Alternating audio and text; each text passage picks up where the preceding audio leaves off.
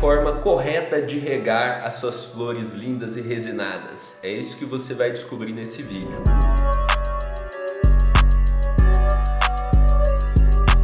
Para você que não me conhece, meu nome é Jean Silva e hoje eu vou responder aqui as principais perguntas sobre a rega. Dúvidas sobre como fazer a rega para ajudar você que está começando a plantar suas flores lindas e resinadas. Inclusive, se você ainda está montando o seu grow, o seu cultivo indoor, acesse o primeiro link da descrição e baixe o e-book para você saber como montar o seu grow. Mas vamos para a primeira pergunta sobre a rega, que é: quando eu devo regar, Jean? Bom, assim que você pôs a plantinha na terra pela primeira vez, você já deve fazer a primeira rega. Inclusive, dependendo do modelo que você estiver fazendo e tal, se você estiver usando um vaso muito grande, você até pode regar antes de plantar a plantinha na terra, para você já deixar o solo úmido. Depois você planta a plantinha e rega novamente só um pouquinho ao redor da planta ali, para ela se assentar naquele novo solo. Mas com isso, né, você regando antes, você evita ter que jogar muita água na plantinha recém-nascida ali, porque se você coloca ela ali e joga muita água, como o solo ainda não está fixado, ainda não tem raízes, a plantinha pode ficar se mexendo muito ali e, dependendo, se você joga água muito forte, ela pode até ser enterrada ali naquela terra. Beleza, então a primeira rega é mais ou menos assim. Depois disso, você vai regar quando o solo estiver seco. Aqui não existe uma regra do tipo,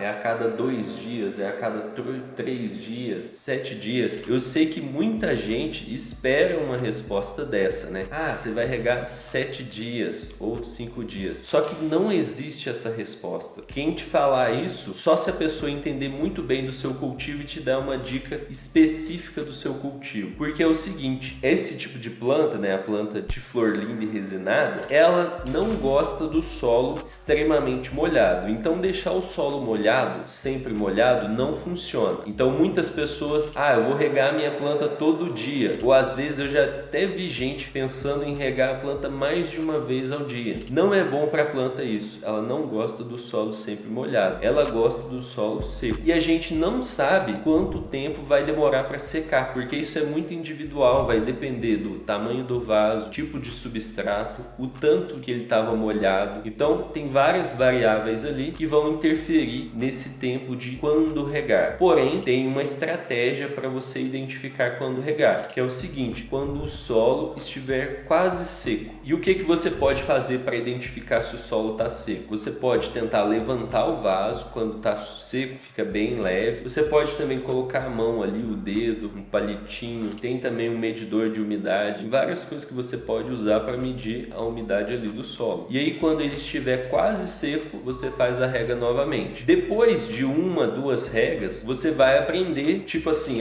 meu solo seca em 7 dias, então eu vou fazer a rega mais ou menos a cada 7 dias. O meu solo seca a cada 3 dias, então eu vou fazer a rega a cada 3 dias. Então você vai sim, depois que você fizer as primeiras vezes, você vai descobrir mais ou menos uma data adequada de quanto em quanto tempo você tem que fazer a rega. E também esse período do quando regar vai ser variável. À medida que a planta for crescendo, ela vai crescer mais raízes, o solo vai secar mais rápido e você vai ter que aumentar o número de regas ali. Eu só recomendo você ficar atento se você usa fertilizante e o solo estiver demorando mais de 7 dias para secar. Primeiro passo é você investigar por que está demorando tanto para secar o solo, e aí, se você não identificar nada ali, nenhum problema, você faz a rega pelo menos a cada 7 dias, mas com o intuito ali de dar nutrientes do que de manter o solo úmido, certo? E aí você faz a rega, espera secar para depois fazer uma nova rega. E a próxima pergunta que vem é a seguinte: quanto de água eu vou usar? E aqui novamente não existe um número, 5 litros, 2 litros. É variável também por causa do tamanho do vaso, tipo de substrato. Mas a estratégia que você pode usar é a seguinte: você vai regar até começar a sair água embaixo, até começar a sair um pouquinho de água embaixo. Começou a sair a água, você pode parar. Mas um detalhe detalhe é que você tem que regar bem devagar, porque se você rega forte, você vem com um jarro assim de água e despeja ali, a água passa direto e sai lá embaixo na mesma hora. Só que aí não valeu, porque a água não foi absorvida pela terra. Você tem que ir regando devagar, espera a terra absorver aquela água, depois você continua regando e aí até começar a sair água embaixo, depois que o solo estiver todo molhado. Muita gente pergunta também qual água usar, Jean? Eu tenho que comprar água mineral? Bom, e na verdade, na maioria das pessoas pode usar água da torneira mesmo, a não ser que você tenha ali algo extremo. Na maioria dos lugares, a água da torneira funciona muito bem. Tem lugares que você tem que pegar a água antes, deixar ela 24 horas descansando para evaporar o cloro, mas tem lugares que não. Onde eu moro, por exemplo, Minas Gerais, não sei se toda cidade é assim também, mas pelo menos na cidade onde eu moro, eu consigo pegar a água no mesmo dia e regar no mesmo dia e não ter problema com cloro. Então é tranquilo, pelo menos na cidade onde eu tô, e como varia de cidade para cidade, é bom você fazer o teste aí. Mas na maioria dos lugares você pode usar água da torneira mesmo. E outra pergunta que às vezes aparece é: eu borrifo nas folhas ou eu jogo a água na terra? E você vai jogar a água na terra, porque ela vai absorver a água pelas raízes. Eu recomendo não borrifar nada nas folhas. Às vezes as pessoas borrifam no intuito de fazer a rega, ou às vezes borrifam no intuito de aumentar a umidade. De nenhum dos dois funciona muito bem, então não recomendo borrifar nada nas folhas, a não ser a prevenção de pragas, mas isso é outra história. E se você for usar fertilizante, o que você deve fazer? Você usa o fertilizante numa água, rega na outra, o que você faz? Você vai misturar o fertilizante na água. Então você pega a água que você iria fazer a rega, coloca ali dentro o fertilizante. Se for um fertilizante que tem que medir o pH, você mede o pH depois de ter adicionado o fertilizante, vê quanto está o pH. Se tiver